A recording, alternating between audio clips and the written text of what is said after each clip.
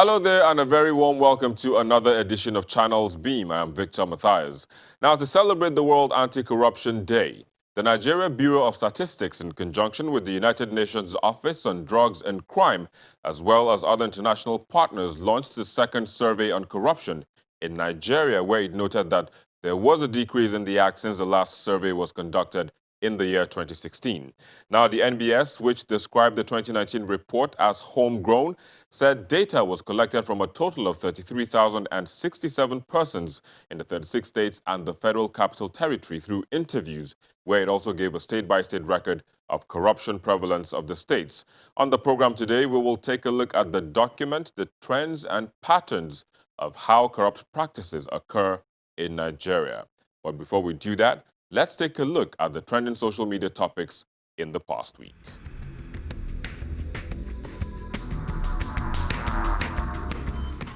The nationwide blackout experienced on Wednesday with respect to the industrial action of electrical employees provoked reactions on the Nigerian Twitter sphere. Though the strike has since been called off and light restored, many Nigerians took to social media platforms to register their annoyance.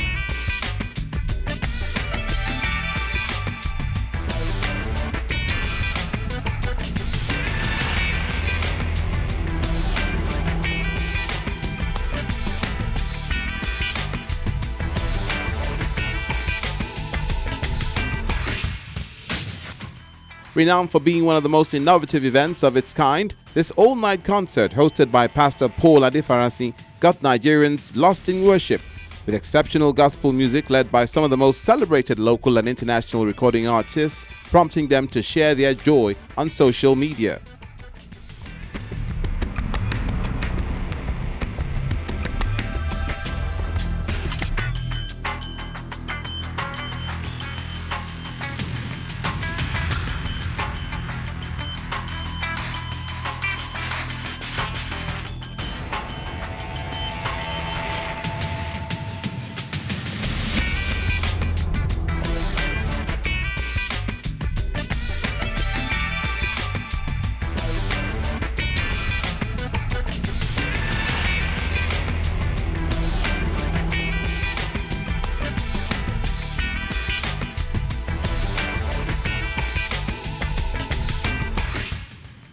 American music star Cardi B also entertained Nigerians before visiting an orphanage with tons of gifts bought from a Nigerian supermarket.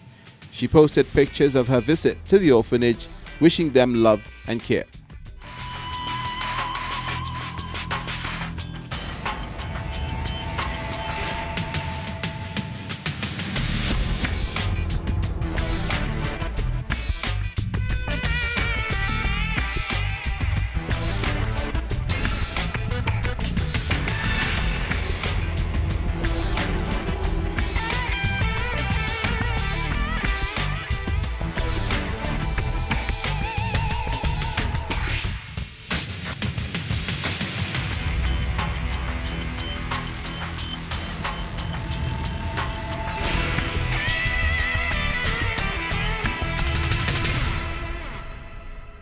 Well, there you go. Those were the trends in the past week. But joining us to look at today's topic, we have with us Ayodele Adio. Thanks for joining us on this program today. Thank you. Public Affairs Analyst.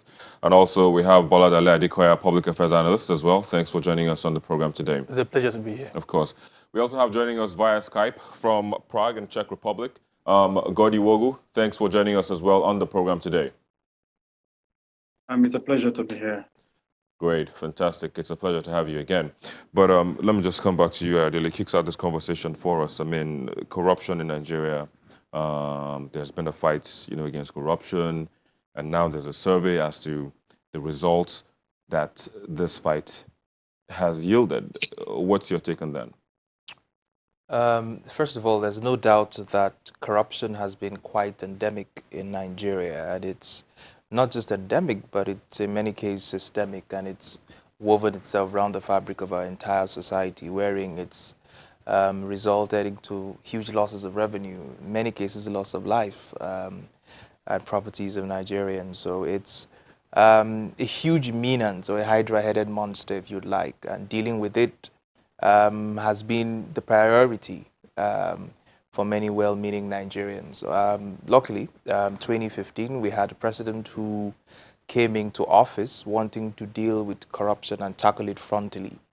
And the new report that's being out now showed that there's quite marginal progress between what was obtainable in 2016 and what we've found in 2019. In fact, it's moved by just 2%, but if you like, it's still coming baby steps. Yeah. But they've been able to move the needle, because prevalence was about 32% in 2016 when the survey was done, and now it's about 30%. So you could rightfully say that there's been some progress. Unfortunately, the report was unable to link policy from the government that necessitated the improvement that was witnessed at the end of the day. So it's difficult to tell whether there was a particular policy by the government at both federal and state level that made this happen. That happen at the end of the day. I mean, do you see any progress, so to speak?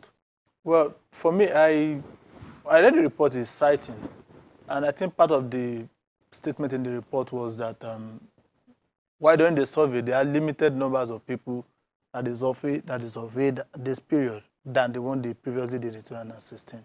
So that means that in that fact, you cannot actually compare based on percentage on the improvements within the 2 years in question. But left to me, I will be very pragmatic. I think, to be fair, this present regime has not really done much in terms of combating corruption. That means it has done something, just not No, much. now, when I say much, I would say what we've been having majorly on the issue of corruption and anti-corruption in this country presently has been much of a media trial. And I will be sincere with you. But you've also had convictions. We've had convictions that have been started by previous administrations. Either the one for the Ojizo Kalu. Isn't government a continuum? See, government is a continuum, but the fact remains that when the process is not initiated by you, you cannot owe her claim victory or claim success with it. What you can only say is that, see, when a lot of people talk about corruption or anti-corruption, what I tell them is, see, if you are fighting corruption in this country, what you need is policy. It made mention of it. There's no issue of policy in that document. Because around the world, it is human nature for people to try to shortchange the process. But when there is a policy, when there's a structure in place that makes it almost impossible for that process to be shortchanged, you have reduced percentage in corruption. That is one. Secondly, as well, it is unheard of that presently we are still practicing in the archaic system where finances or where money or fees are directly being collected by public servants. Let's bring in Godi into this conversation. Godi, so I mean, talking about processes, would you say there's any specific or direct policy by the government to ensure that corruption is curbed in any way? I think that the government can do something as regards to creating a policy, but what we have to remember is that every policy and every process will have to be implemented by humans, and this is where we have a big gap comparing to how other countries fight corruption. Now, I said this because in Nigeria, our human approach towards a lot of things is the reason why we are sluggish or we are not making any progress. Corruption is something which I would say, in my opinion, the way I put it is that it is something that if you are to be corrupt or not to be corrupt is a cultural thing. I say cultural because I live in a society where people are normally accountable for the things or can give account for the things that they acquired and are contented to live within what they have. We have versus Nigeria, we have a system or we have a cultural way where we are never satisfied with something. Our attitude towards everything is to take, or to beg. And if we have a cultural attitude to always beg something, I put it cultural because if you go to Nigeria, everybody wants to beg or to find something to take that does not belong to them. This creeps into administrative process. It creeps into government. It creeps into our mental psyche on how we do things. So rather than follow a normal process that is being or policy that is being documented, we want to ditch it and follow an easy way, But which means are those if something works are those policies there? That's the question. there are policies here that actually are being implemented and people follow. Okay. And this actually helps them. So just a little point now. If we want to change now, corruption is something about either a perception or a reality. Okay. In Nigeria, most of the things that we deal with is reality more than the perception. Let me just hold you there for a bit. I'll come back again. But, you know, I mean, he said, yes, there is that policy. I mean, so, yes, the survey by the UN, you know, the NBS and the UK government didn't, like you said, specifically link any government policy to the reduction, the 2% reduction, you know, from the last time the survey was carried. But are there any of those policies, so to speak, now in place? I mean, I think it was yesterday or 2 days ago, the government announced an open portal where citizens can verify or cross-check transactions by institutions of government that exceeds 5 million naira. I think that site is open now, and then you can track those kinds of expenditure by senior public servants. And I think that's a step in the right direction because it opens, you know, there's some level of transparency with public finances and, you know, that level. However, if you looked at the report, and again, I've had my reservations around the fact that the report focused largely around collection of bribes, and a few respondents were about vote buying predominantly. So what we saw in that report was first the fact that 650 billion naira was paid as bribes in 2019, over 117 million briberies paid. So 117 million bribes, and the value was about 650 billion.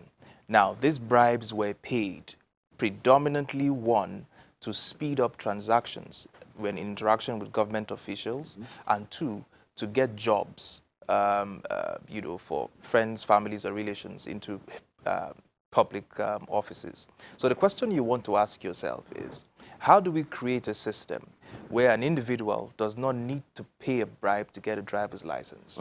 Let me pose that question to him. How do we create that system now? You see, the issue has been, thank God for technology. Yeah. And why we keep hammering on automating the process of payment in this country.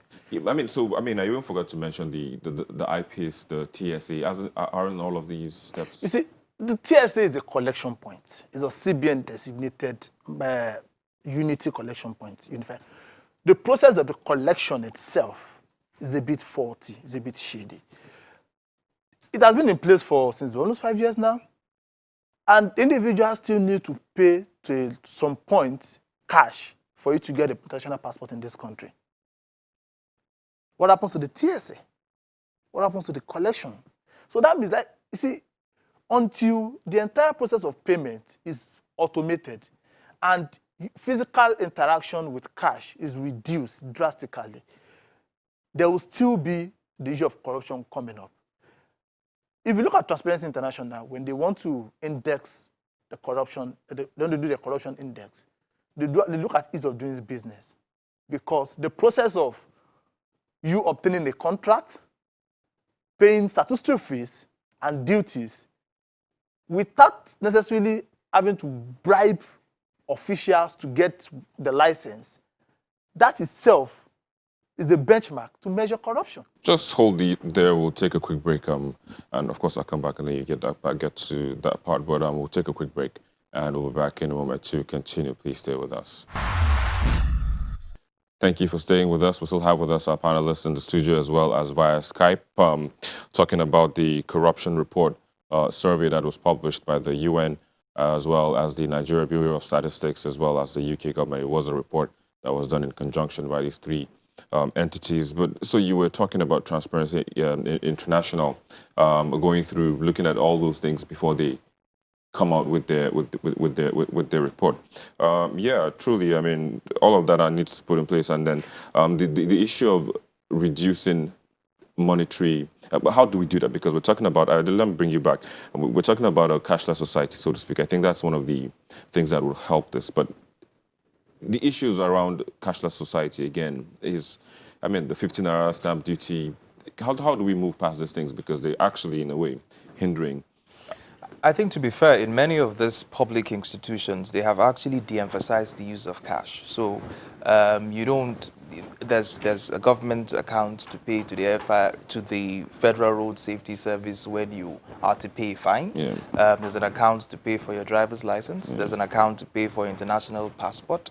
There's an account. So for most of these public services, they're actually official accounts to pay. The problem is, the services are very epileptic and they are very slow and they are most times unreliable, such that you need to pay an extra under the table to quicken the services that are supposed to be provided for you. And that's where the exchange of bribes usually come in. All right, let me quickly bring in Godi, who is on Skype. Godi, so there's this just back and forth, as to how we can, eliminate corruption. Well, the major one is how if we can reduce the flow of cash, within citizens and, those who are in position of a public office. What's your take on that quickly?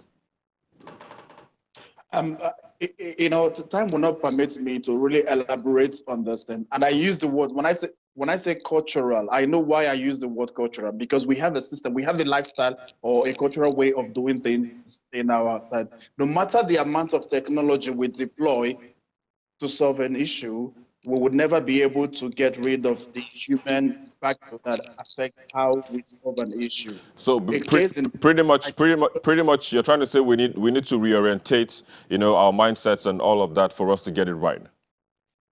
Exactly. We need to start with the children. We need to be able to ask our question: how is it that somebody gets something without really achieving, without really working for it, and the mindset begins to change, then the system will work. Yeah, I think, Godi, I think that's a good point to just wrap the conversation. I'd just love to say thank you for sharing your thoughts. Hopefully that reorientation will come to pass, and of course, would enjoy the benefits of all of that. But thanks again for joining us on the program today. Quickly, just in wrapping up, do you think reorientation is the way forward? Well, I don't really think reorientation is a problem. I think what we need is a decisive government that is really ready to implement the policies they make. Because the fact remains that if I go online to make a payment for international passport and I get to the processing of mine, they tell me that, oh, you made payment online, you have to wait. Definitely something is wrong. Why those who comes with cash are attended to immediately. It's about being firm with the process with me. And I think Major General Muhammadu Buhari should ensure that that process is actually looked into. Hopefully that will be looked into. But again, I have to say thank you for joining us on the program. Boladale Adekoya, Public Affairs Analyst, as well as Ayodele Adio, Public Affairs Analyst. Thanks for joining us on the program. But we'll be back in a moment with the movie videos on our YouTube channel in the past week. Please stay with us.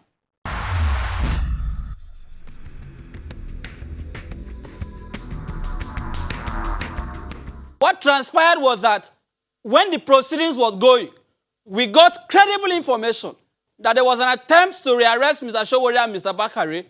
Our lead counsel, Mr. Femi Falana, drew the attention of the learned judge to this attempt to rearrest them. Guess what? The lawyer to the SSS, Dr. Azan Liman, in open court, a senior advocate of Nigeria, denied and told the court that no, there was no such attempt. But we were proven right, because immediately after Sowore's case was adjourned and the judge was still sitting, and Sowore we were evicting the door. The officers of the State Security Service, who were inside the courtroom, not outside, dressed in mufti, made moves towards Mr. Sowore. A new entrant into the charts begins this week's most viewed video. Lawyer to Omoyele Sowore, challenging the invasion of the court by operatives of the DSS, takes the 5th spot. The officer that held Sowore down in the video you displayed, I say it publicly and I challenge them to deny it. His name is Marshall. I have met him several times in court. I know the individual. We have several options on the table. But the message we are sending to Nigerians is that this is not about Sowore. If Nigeria is going to be a country that will be respected by the international community, that investors will have confidence to come and invest, there has to be adherence to the rule of law. So we are demanding unconditional release of Sowore. Sowore, as I speak to you, is still enjoying the bail granted him by the court. They have a constitutional obligation under Section 287 of the Constitution to comply with the order of the court granting him bail. Since they have now denied that they had no intention of arresting him, let them now release him immediately. We urge the courts to demonstrate that they are not toothless in sanctioning persons who flagrantly disobey and flout court orders. They need to be denied audience before any and all courts during the pendency of their contemptuous conduct. They need to know that disobedience of court orders can be and is costly. It's followed by the stand taken by the body of senior advocates on the invasion of the court by the DSS. The body of senior advocates hereby demands that our president considers without delay the setting up of a judicial commission of inquiry to hear publicly and determine the perpetrators of the acts, their sponsors, and their objectives.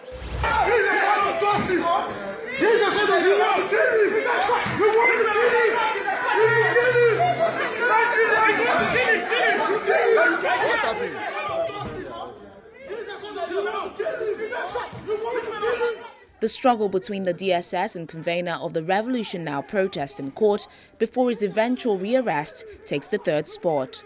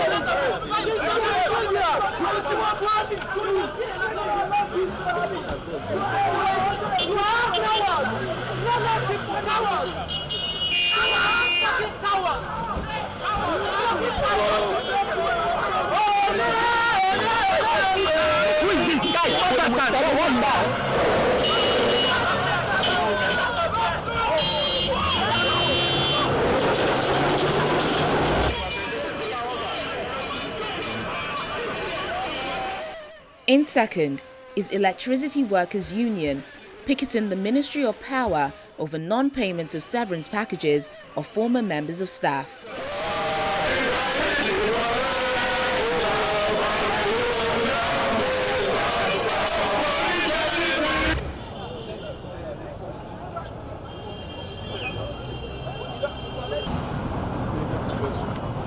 While in first, it's the video of the explosion at a popular hotel situated in Victoria Island, Lagos.